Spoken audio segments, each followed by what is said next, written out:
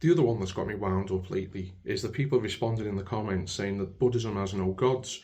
Now, that's just not true. And anybody who's read anything at all outside of a cursory summary of Buddhism knows that gods are spoken about all the time. In my doctoral research, I linked an engagement between the Buddha and the god Brahma to an early account of anti-essentialism. So Brahma was a god that said he created all the world, and the Buddha goes and challenges him and disappears and does some magic to show him that he's not all powerful, he's not created everything, it's possible to fool him. We see loads of this stuff. One out of the book I talked about before, the Gandhari literature book, is a story called The Buddha and the Brahmin Donor. So in this story, Donor approaches the Buddha and he's asking him about his rebirths.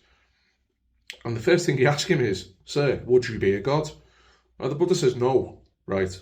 But the Buddha doesn't say no because there's no such thing as gods or because he hasn't encountered them, because the stories tell us he argues with them all the time.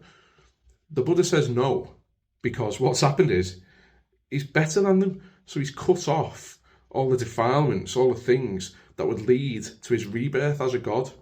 The same way he's cut off all the things that would lead to his rebirth as a Gandharva or a Yaksha or, a hungry ghost. He's cut off all these things. He's now a Buddha. He's awakened, he's enlightened. So Buddhism does have gods. They're just not gods that you would recognise if you're from the West. There's no creator god. That's not a big deal. You can be reborn a god if you have enough good karma. But, crucially, the Buddha is better than all the gods. The Buddha has achieved more than the gods. Being a god is not the final aim. Yeah? And if you are a god, your time will run out. You'll use up all your good karma. You'll be reborn just like the rest of us. The Buddha, in virtue of being awakened, has cut off all of this. No rebirth, no hell realms, no heaven realms. Gods, they exist. Is the Buddha one? No.